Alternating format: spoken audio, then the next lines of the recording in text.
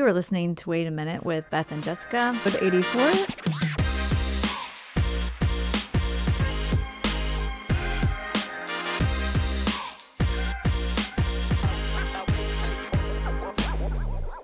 I'm Jessica Pearson, certified life coach. And I'm Beth Barnett-Babel, integrative nutrition therapist. Hello. Hello. So this is the last podcast episode of Wait a Minute that we're doing. And I'm sure y'all read the title and wondered what that means. And not to sound ominous, but yes, this is the last episode. And before we tell you why, I thought it would be fun to reminisce a little bit. Yes, let's go back down memory lane. Well, I just wanted to reminisce on all of the hard work and the success we've had with this podcast over the last 3 years, which I cannot even believe that it's been 3 years. I think that is significant. We started this podcast in 2021. I had just had a baby. I was only a few months postpartum, and to be honest, it gave me something to cling to, something hopeful in the time of postpartum life. So yeah, I don't know. I'm proud of us because it takes lots of guts and courage to even start a podcast. As like we talked about it for, how long did we talk about this before we actually even did it? Like a long time. Podcasts were very much like a not in the mainstream thing when we were like, we should do it. And then we wouldn't. Well, there was a pandemic. Yeah. That puts a wrench in things, and you had to like homeschool your children for years. And I was pregnant. There was just like a lot going on, but I think we also had to overcome our own thoughts and fears about showing up in this way. So I think it's a big accomplishment that we actually showed up and did it. Yeah. I mean, it was one thing to say that we have a lot to share with others in a podcast format and talking about that, and then to actually follow through with it, because oftentimes we can continue to say that we want to do this, but then we don't follow through on it. And so I think a lot of people can relate to that. I mean, it did take us a long time to follow through on our threats, but we eventually did. And in some ways, I think it's even more remarkable because I am quite risk adverse, especially when it comes to putting myself out there in the bigger world. I love the intimacy of one-on-one, and so I do well with my clients, but, ask me to do a speech, even if it's like a luncheon, and I'm like, oh God, people will judge me. And so I had to get over that. And so I thought it was great. So I'm proud that my fear of public speaking that was running in the background in those early days did not consume me. And we were able to go forth and share our message. Sometimes it's easy to say, oh, there's so many podcasts, but like for every podcast that is out there, there's a bunch of people who wanted to have a podcast that didn't do it, or people start them and they don't last very long because it does take effort. Yes, it does. As we've learned. Yeah, so we just want to give ourselves props for staying consistent this long, even when there were times we didn't want to. It's something that we teach our clients when they don't want to keep going in their health goals. We weren't perfect, and neither should the people that we work with. And so it's just a testament that we walk our walk, and we want to give a shout out to our editor, Cody, who has helped us sound so good over the years. I know. Thank you, Cody, for editing out some of our random banter, random thoughts that don't fit in. And I think maybe even some of our ums or so's. Maybe. Those are Cody's secrets. Yeah.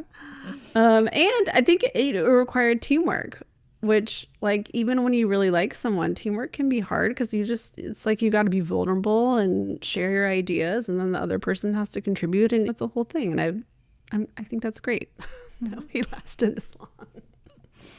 I don't think that teamwork was that hard. I mean, it's not hard, but it's not hard. But when I think of like group projects from school, like were you a group project person? I remember group projects, but not to the dread that everybody talks about. Yeah. I don't know. I was not a group project person, and it could have gone either ways. I could have been the person that's like, just give me the project, I'll do it, or I could be the person that's like, I'm not doing this. So I never had one like solidified role in a group, but it always felt like a challenge to me. So anyway, it takes communication and vulnerability, and we did that. So yay team. So yeah, I just wanted to take this time to go over some like quick statistics just to summarize where we've been and how far we've come. So really quickly, just like our top 5 episodes. So if you haven't listened to like every episode, these are the top 5. These were the most listened to. So Is Burberry Nature's Ozempic was the top by far, like in the thousands of downloads, which is a lot for us.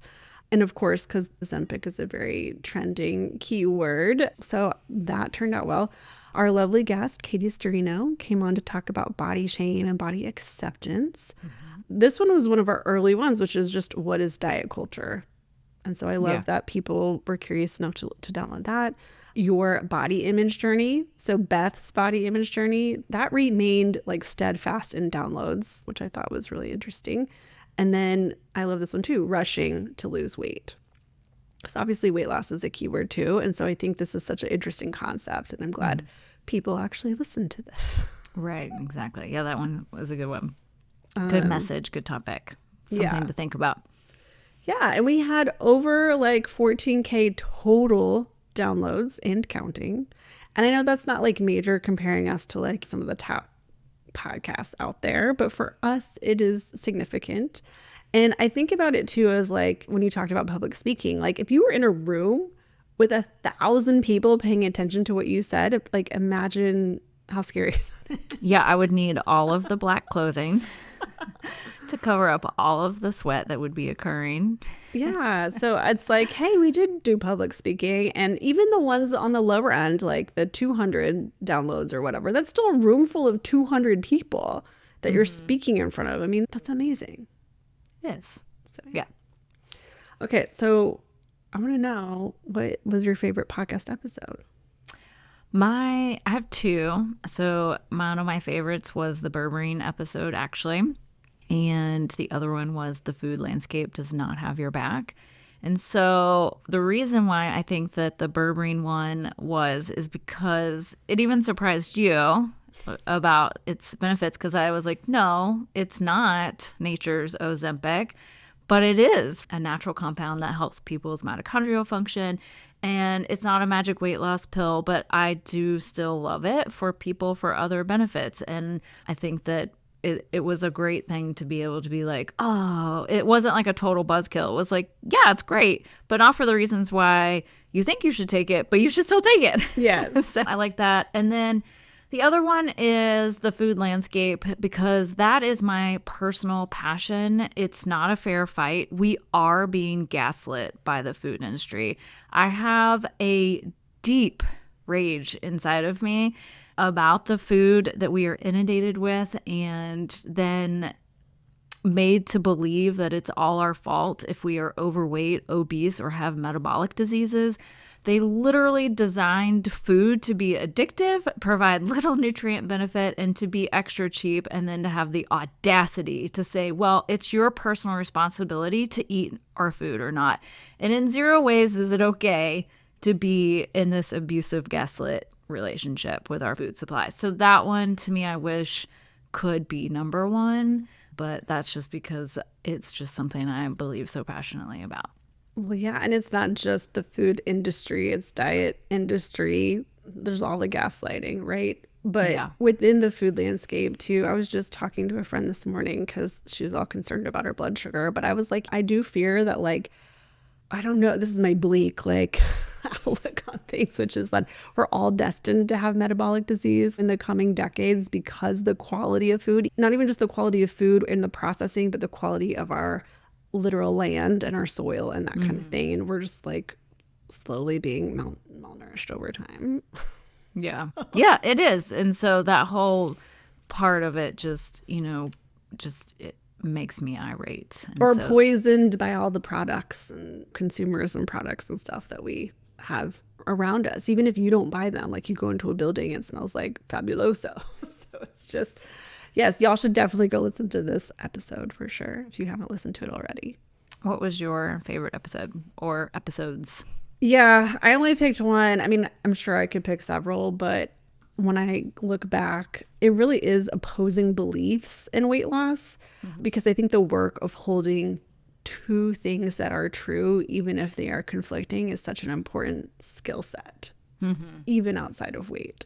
Right. Like, especially in a political year, right? And so that's like a lot of work that I've done in myself too. And so being able to do that and teach that has been really integral in my clients' transformation and even my own. So I love that discussion. My favorite part of doing this podcast was being able to poke fun at all the ridiculousness of diet ads. Yes. That was just a hoot and a half. And I think that I don't know, my algorithm started to catch on because it started to not get all the crazy things anymore. But I really did enjoy being able to show, like, this is absurd. Look at what we're being shown all the time. And being able to stay fresh on topics that are out in the media and getting to have honest conversations about it. And really, those were the same types of conversations we would have when we used to share an office and go to every single day. So it was fun to, like, laugh and giggle with the others, just like we used to do in the office about the nonsensical things. I'll never forget the hair dryer up the butt. Was that what it was?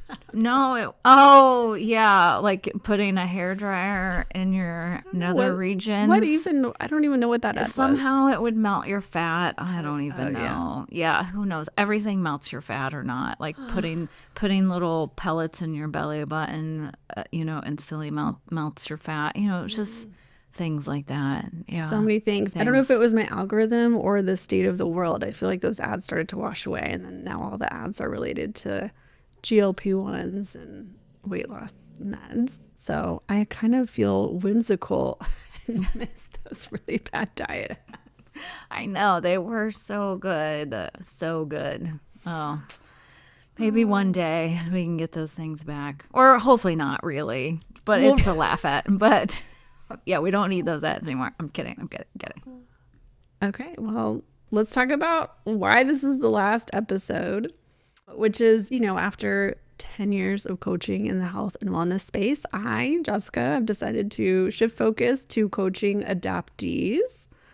I'm an adoptee, and this has just been in my heart for a really long time now. And the last few years, just having my own kid and going through my own adoptee reunions, I have even guested on some adoptee podcasts and re-immersed myself in this adoptee space. And so it's just like a call that I can no longer ignore. And I'm going to follow a new folly. So I'm not disappearing. I will be on this planet. So if anybody really wants to work with me in this capacity, like, I'm not going to turn them away. I definitely have some clients that are, hoping to renew. So I'm not abandoning anybody. I'm just not going to be active in my role as partner in Path. And so Beth will assume full ownership of it before the end of the year. Yep, that's happening. I told a close friend, she was like, "What happened?" I was like, "Nothing happened. Like, we still are. This is like a slow peel away over the next couple of months." And we've even talked about, like, hey, let's plan the next retreat. So who knows? This doesn't mean it's the end of Beth and Jessica. It just means that I'm doing something different. So I guess I just wanted to leave with these words, which is like, Path Nutrition started as a nutrition business. I can't say this without tearing up.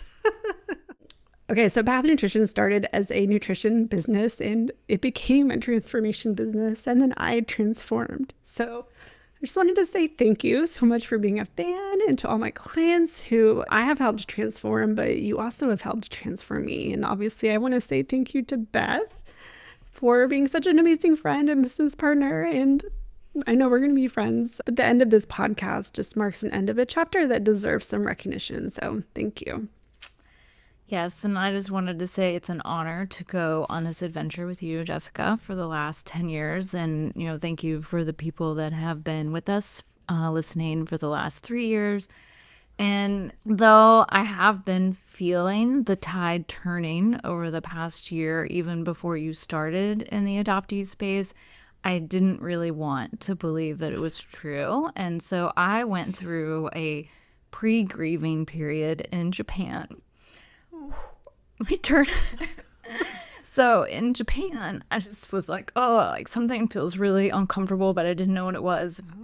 And so I just knew that at some point we would not be in a business partnership any for much longer. And I didn't know why or how or what that would look like. But I kind of had this strange internal feeling. So I kind of started my process of being prepared for this day a year ago, actually. So I know.